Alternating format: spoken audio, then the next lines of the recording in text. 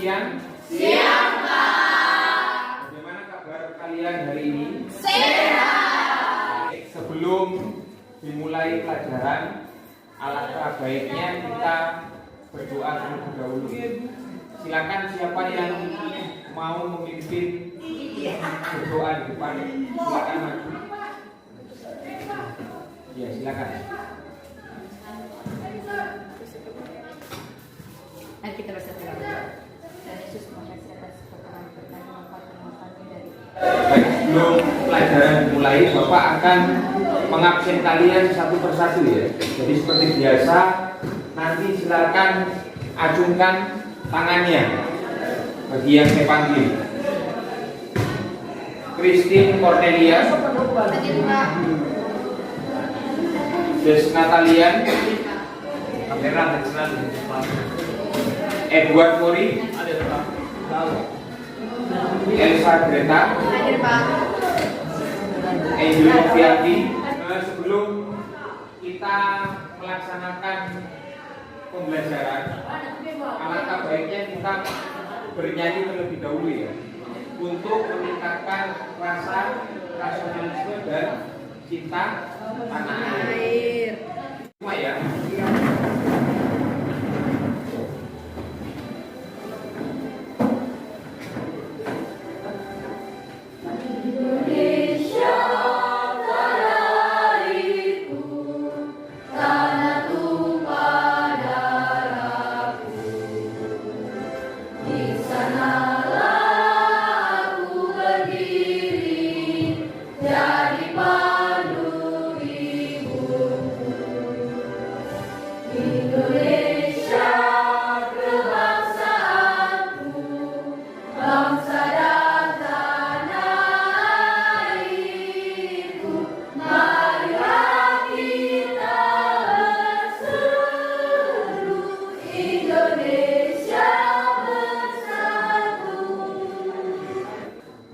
Pada pagi hari ini adalah mengenai kasus pelanggaran hak asasi manusia.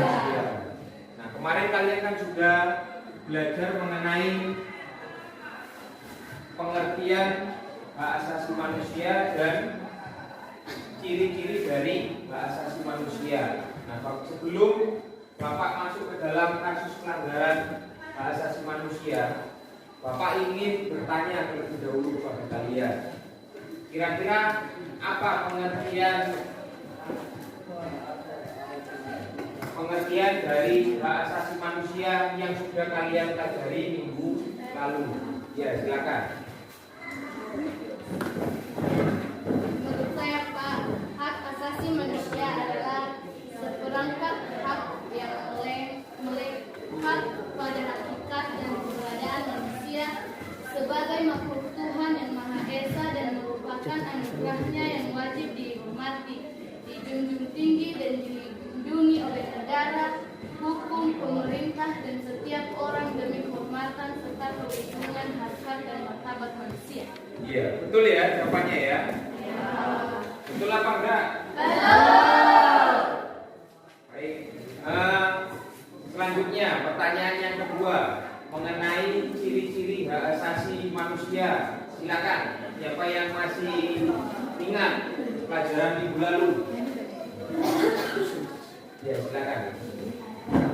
Ciri-ciri hak asasi manusia itu terdiri dari hakiki, yang artinya hak asasi manusia adalah hak asasi semua umat manusia yang sudah ada sejak lahir.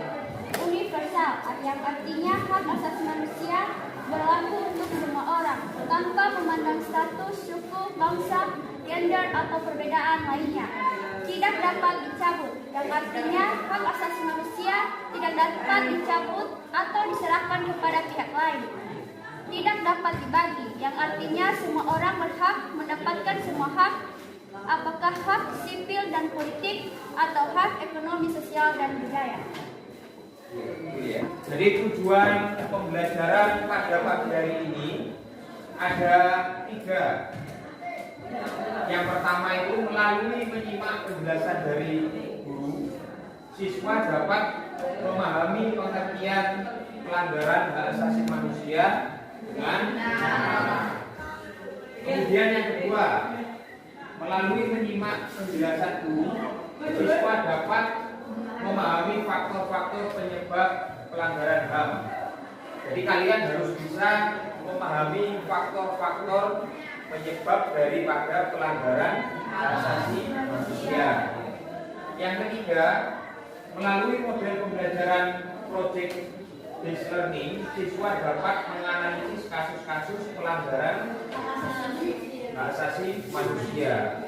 Jadi nanti yang ketiga ini kalian akan membuat suatu karya, yakni berupa poster. Nanti setiap yang ada di kelas ini Bapak akan bentuk menjadi 4 kelompok. Jadi hasil akhirnya selama 2 minggu kalian harus membuat poster yang berisi ajakan mengenai misalkan stop pelanggaran hak asasi manusia, misalkan apa lagi, stop bullying yang ada di sekolah. Jadi ada 3 tujuan pembelajaran yang harus kalian tempuh.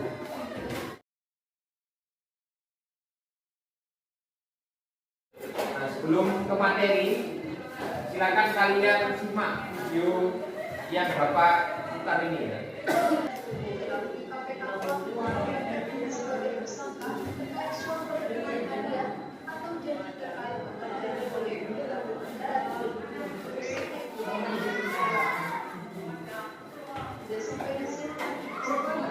Sudah ya? Nah, dari apa yang kalian lihat dari video ini, silakan ajukan pertanyaan. Ya, silakan. Yang menjadi pertanyaan saya, apakah pelaku pelanggaran HAM dalam video tersebut akan mendapatkan sanksi atas perlakuan yang telah mereka lakukan? Kira-kira ada yang bisa menjawab tidak? Jawaban saya dari pertanyaan si Angel, tentu saja karena mereka sudah melanggar hak asasi manusia. Untuk jawaban pertanyaan saya bahwa bertanya bagaimana orang yang telah melakukan pelanggaran terhadap HAM tersebut akan mendapatkan hukuman. Tentu saja bagaimana negara kita saja adalah negara hukum, di mana seseorang itu jika melanggar hak seseorang pasti dikenakan dengan hukuman sesuai dengan peraturan yang telah ditetapkan dengan Ya. Oke, berikutnya kita ke materinya ya. Pengertian pelanggaran hak asasi manusia.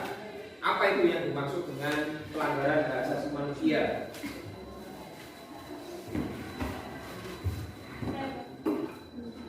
Mau menjawab? Ya, silakan.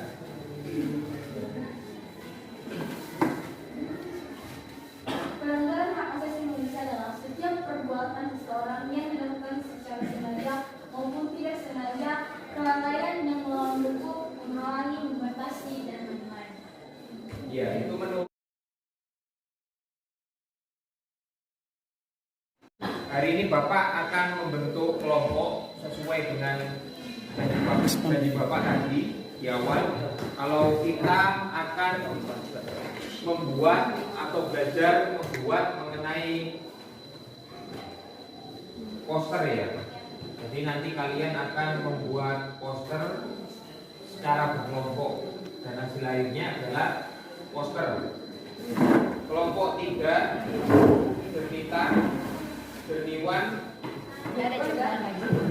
Dulvin Charles, Calvin, dan Vini Krishna. Kelompok 3 posisinya di sini ya. Bapak akan menjelaskan apa tugasnya. Jadi tugasnya adalah nanti hasil akhirnya adalah kalian membuat poster ya. Tapi sebelum membuat poster, silakan kalian amati dulu. Kira-kira ada tidak pelanggaran hak asasi manusia yang ada di sekitar lingkungan sekolahmu? Ini diperhatikan ya. Jadi ini tugasnya. Yang pertama ini ada tahap pelaksanaan. Jadi amatilah teman di lingkungan sekolahmu. Kemudian lakukan identifikasi mengenai pelanggaran hak asasi manusia yang terjadi di sekitar tempat penelitian. Tempat penelitian maksudnya di sekolah ya. Nah sekarang silakan kalian buat jadwal pembuatan tugasnya itu. Kira-kira kapan mau kalian selesaikan? Ya jadi kalian buat setiap kelompok, kalian buat jadwal, kalian tulis bersama temanmu untuk menyelesaikan tugas-tugasnya. Empat, kamu cetak. Jadi kamu buat jadwal penelitian. Sesuaikan aja posternya seperti ini, kata-katanya seperti ini. Jadwal. Oke, Pak.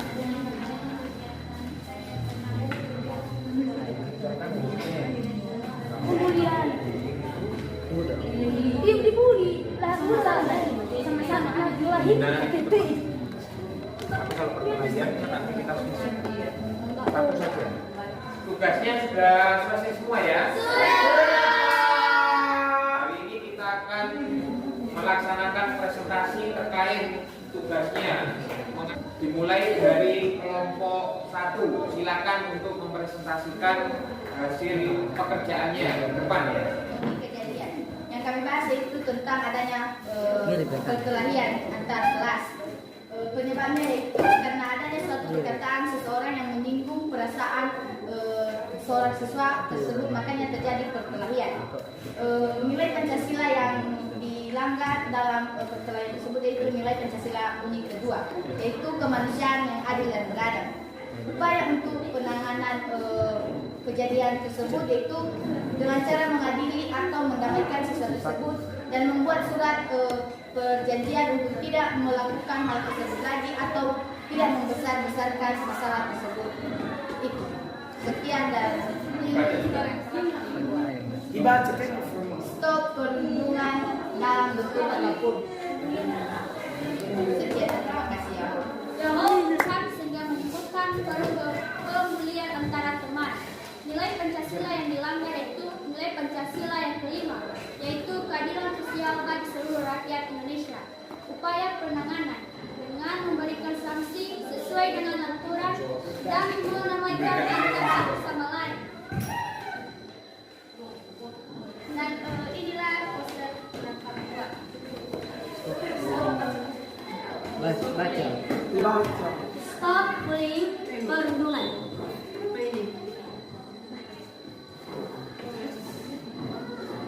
Dalam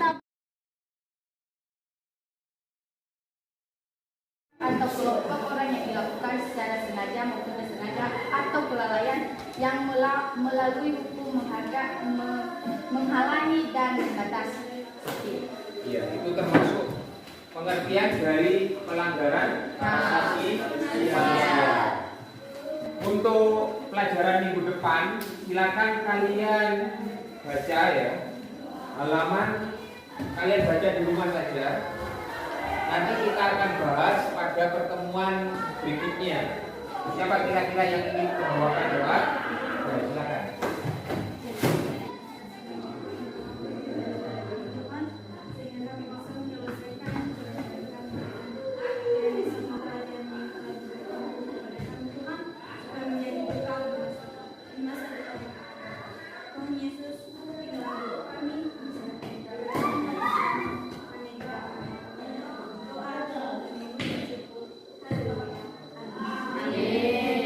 Baik, selamat siang anak-anak. Siang.